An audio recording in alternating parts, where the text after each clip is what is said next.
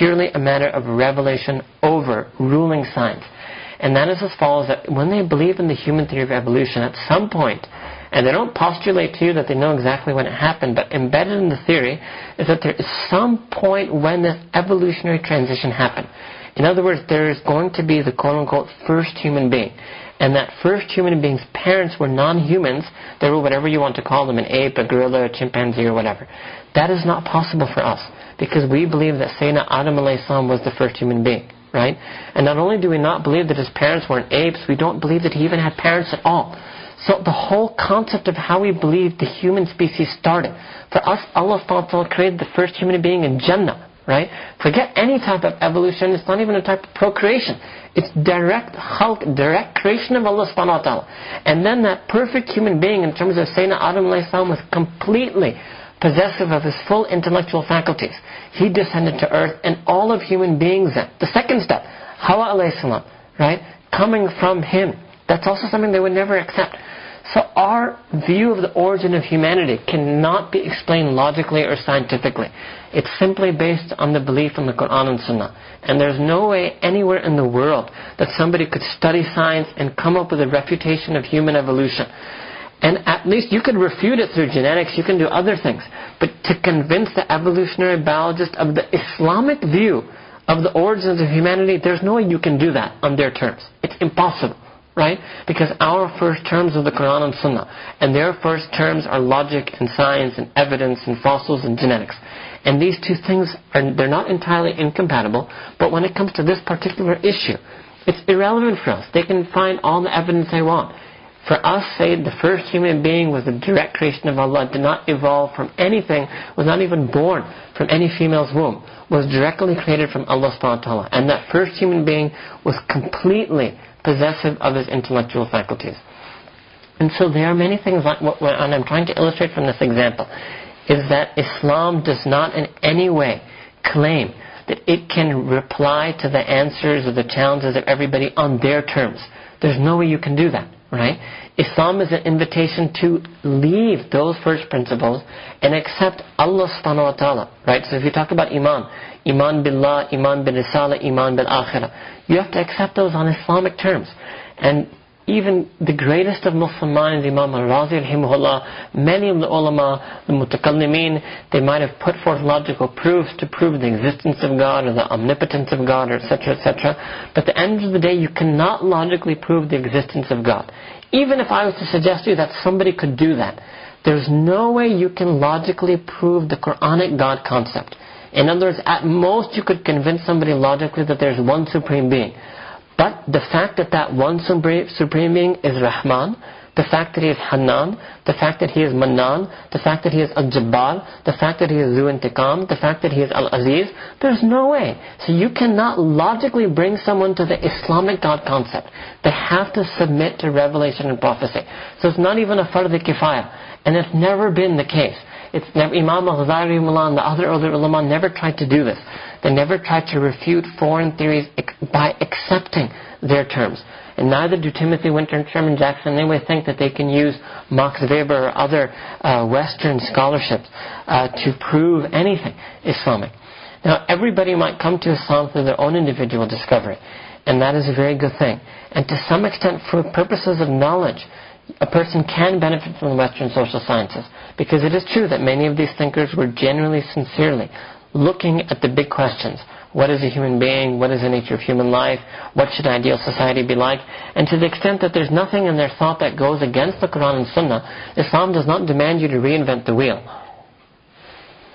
We're allowed to take and accept anything that any writer has said, as long as it's not against our first principles. So let's take, for example, economics. The deen does not say you have to reinvent economics.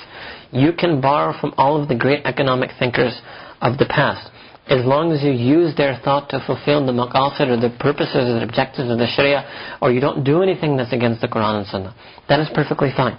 If you want to come up with a concept of, let's say, a welfare society, or of other such concepts, as long as there's nothing in them that's against our deen, that's perfectly fine. So there's a lot of borrowing that can happen. But a refutation of ideas that are against Islam can only be done on our own terms. It can't be done on their terms. If you ask me, anybody who attempts to do it on their terms is not searching victory. He's actually conceding defeat. If you have to use barbarian terms, you've actually conceded defeat. You've actually said straight up that my deen does not have the answer to your questions. I'm going to go into your own tradition and find the answer to your questions from your own tradition. So if you frame it that way, that Islam, the victory of Islam lies in its ability to answer questions, and then you use these non-Muslim sources to answer those questions, then what have you really done, right? You've actually conceded that no, the Qur'an and the Sunnah don't have answers to these things, right? And that's precisely what I'm saying, that the Qur'an and Sunnah offers an alternative to these things. It does not offer an answer to these things based on their first principles. So studying, academia, intellectual activity, knowledge, reflection, all of these things are worthwhile, and a human being can benefit a lot from this.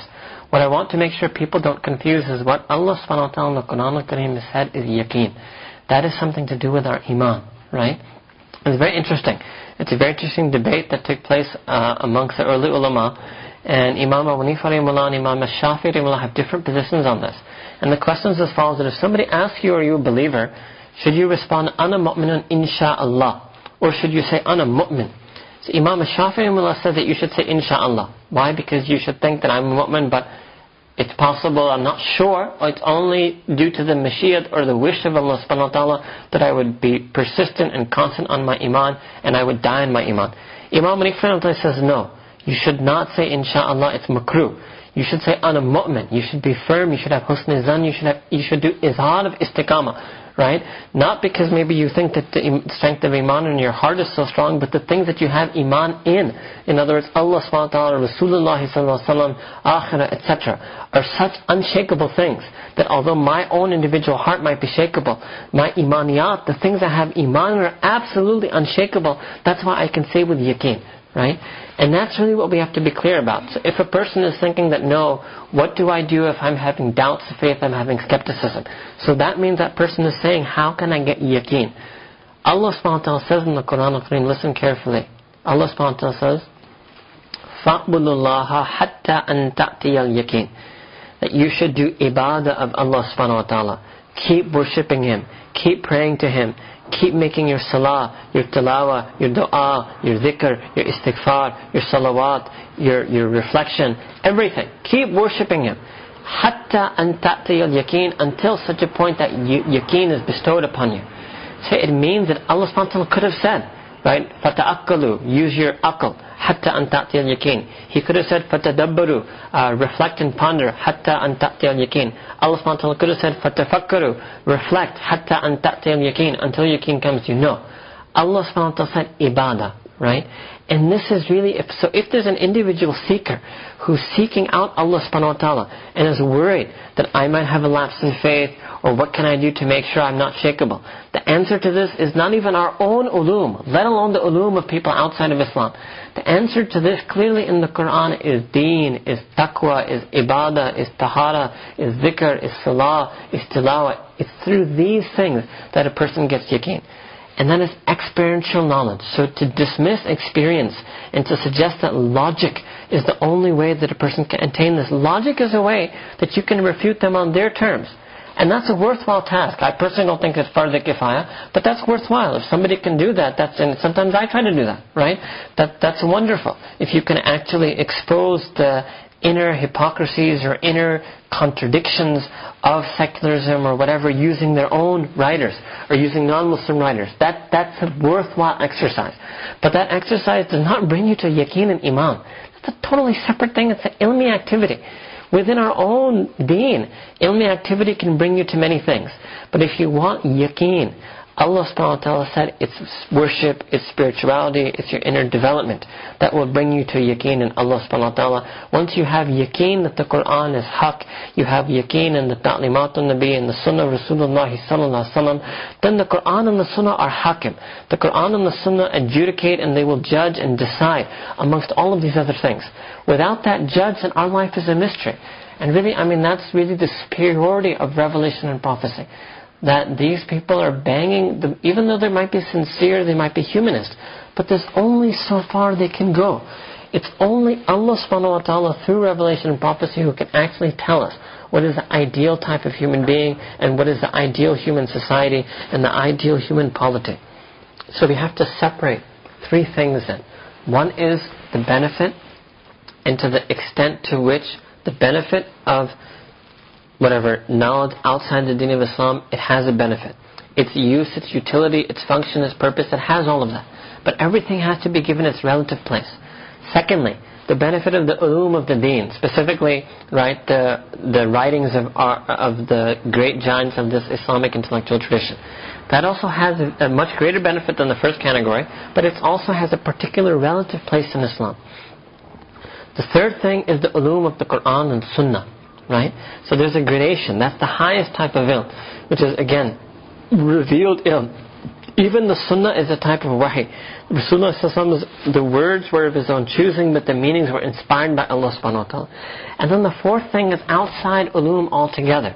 And the fourth side is our own worship, our own dua, our own prayer, our own reflection, our own, if you want to use these categories, our own quote-unquote experience. There's no way that is sidelined. In fact, that is extremely important in Islam. And if you just look at Rasulullah sallallahu alaihi wasallam and the Sahaba, do you think that in Medina Munawwar and Masjid al-Nabawi there were some high-level intellectual discussions going on, or a comparative study of the intellectual philosophies of that age, of that zamana, and that the Sahaba were intellectually won over to the Qur'an and Sunnah, or to the arguments of the Prophet sallallahu alaihi wasallam? No. The transformative thing, what transformed the Sahaba was their deen, was their ibadah, was the character, the adab, the akhlaq of the Sunnah. Right? And to negate that, or to sideline that, or to relegate that, that is really, it's not deliberate. It's an unfortunate, for somebody maybe who's disconnected with the tradition could make that mistake. And it's certainly not anywhere near what the contemporary thinkers of Islam, which is correct. You have better thinkers in the West. And there are many reasons for that. Right? And out of those better thinkers, you take those two, Timothy Winter and Sherman Jackson, they're extremely grounded in the tradition. They are not, and they are very in touch with ibadah. Both of them are very in touch with dhikr. Both of them are very in touch with, with experience. And actually both of them converted to the deen of Islam due to experience and not due to logic or any type of rational proof or convincing. And so, for an average person, if you get a question in your mind, there are lots of questions that people will have. There's so many questions you would notice that we do in Islam, women and gender. Why is there polygamy? Why doesn't a woman have a right to divorce? Why does a daughter get half as much as a son? Why is a woman's testimony half that of a man in particular types of financial transactions? And you will notice also I've touched upon some of these issues in class. And I do offer logical reasons for them. I also engage in this game, right?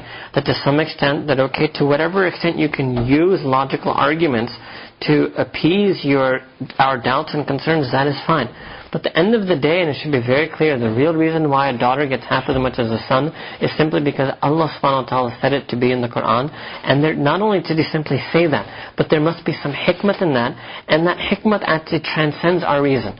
So no matter what great logical reasoning we can put up on the board, the hikmat of Allah subhanahu wa ta'ala's decision, the wisdom of His decision, the wisdom of His blueprint design for the way humanity should function, that hikmat far transcends anything that we might be able to come up with.